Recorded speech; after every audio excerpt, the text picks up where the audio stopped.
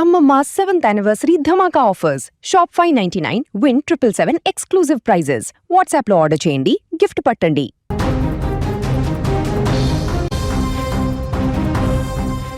సూర్యాపేట జిల్లాలో మరోసారి రాజకీయ రక్తపాతం కలకలం రేపింది. అధికారం, పగ, ప్రతీకారం అనేవి మనుషులను ఎంతటి క్రూరత్వానికి దారితీస్తాయో చెప్పడానికి ఈ ఘటన నిలువుటద్దంగా నిలుస్తోంది. ఒకప్పుడు గ్రామాన్ని శాసించిన మాజీ సర్పంచ్ ఇప్పుడు అదే గ్రామంలో అత్యంత దారుణంగా ప్రాణాలు కోల్పోయారు. యార్కారం గ్రామానికి చెందిన బీఆర్ఎస్ నాయకుడు మాజీ సర్పంచ్ చింతలపాటి మధు హత్యోదంతం ఇప్పుడు యావత్ జిల్లాను ఉలిక్కిపడేలా చేసింది.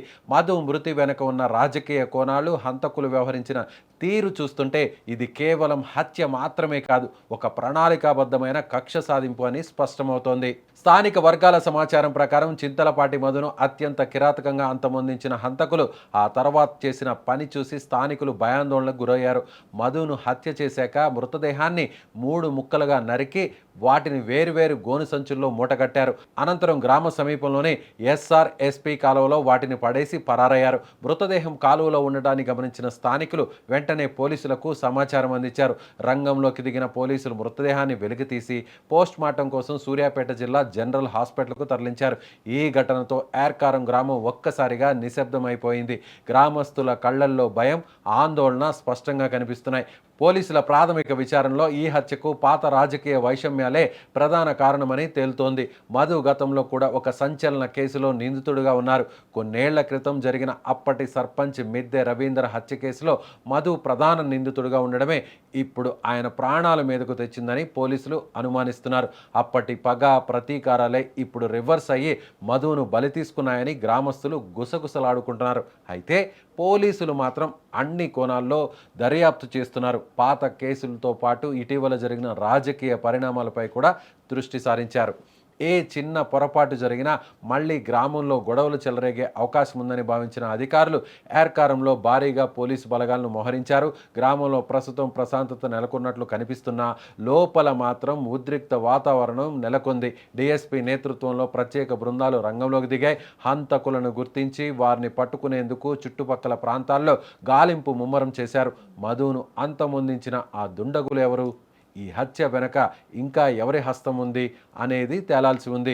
ప్రస్తుతం ఈ కేసుకు సంబంధించిన ప్రతి చిన్న అంశాన్ని పోలీసులు సేకరిస్తున్నారు. ఈ దారుణ ఘటన సూర్యాపేట రాజకీయాల్లో మరోసారి సంచలనం సృష్టిస్తోంది.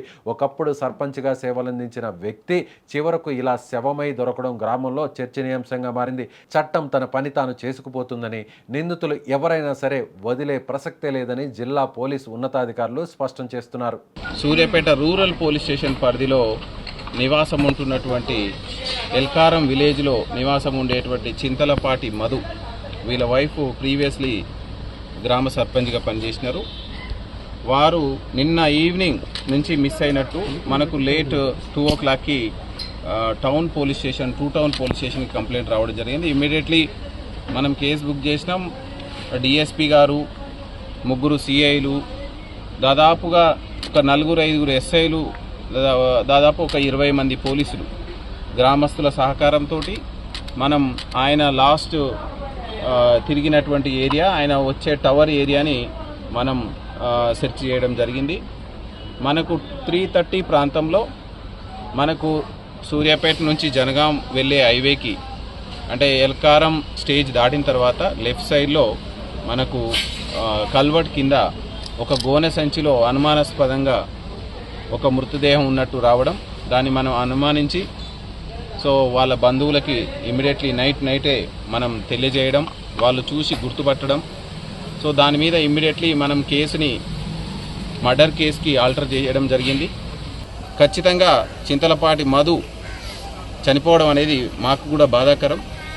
సో కానీ ఎవరైతే నేరం చేశారో ఖచ్చితంగా వాళ్ళకి శిక్ష పడేటట్టు పోలీస్ డిపార్ట్మెంట్ కృషి చేస్తుందని చెప్తూ బంధువులకు కూడా మనం ధైర్యం చెప్పడం జరిగింది.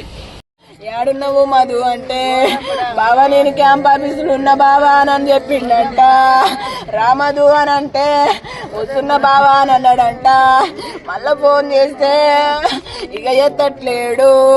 ఇక వస్తాడేమో అనుకున్నాము. పంచాయతీలో ఉంటే ఎవరు ఫోన్లు ఎత్తాడు, ఫోన్ సైలెంట్ లో పెడతాడు. ఇక అసలుకే ఎత్తట్లేడు. మాయా నా బంగారము, నా బండెత్తు, నా బండెత్తు, కళ్ళ వస్తుంది అనుకోనా, నా బండెత్తు, నాకు ఇష్టమైన బండెత్తు, నా ప్రేమ గల బండెత్తు. నాకు చిన్న చిన్న పిల్లలు